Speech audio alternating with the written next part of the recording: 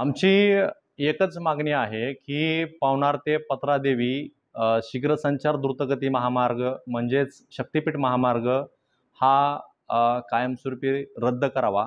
ही एकच मागणी घेऊन आम्ही गेली जवळपास 1.5 वर्ष झालं आंदोलन करतोय, मोर्चे काढतोय, परिषदा घेतोय। सरकारला आमची एकच मागणी आहे की हा महामार्ग कायमस्वरूपी रद्द करावा। आता 9 तारखेला परिषद घेत आहेत तुम्ही, सर्व जिल्ह्यातील शेतकरी येत आहेत का?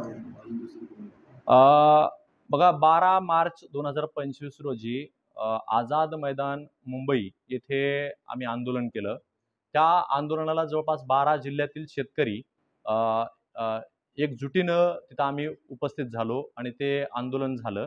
त्याच दिवशी आंदोलनाची श्रृंखला कायम पुढं चालू राहावी आणि शेतकऱ्यांना भूसंपादन कळावं आणि आपली फसवणूक कुठं होतीये हे कळावं आणि त्यासोबतच हा महामार्ग कशा पद्धतीनं लादला जातोय याचं एक विचार मंथन व्हावं, या अनुषंगाने आम्ही काही परिषदा आयोजित करतोय। त्याचाच एक भाग म्हणून मराठवाड्यातली पहिली राज्यस्तरीय परिषद ही 8 एप्रिल 2025 रोजी लातूर येथे आपण आयोजित केलेली आहे आणि या परिषदेला 12ही जिल्ह्यातील बाधित शेतकरी उपस्थित राहणार आहेत।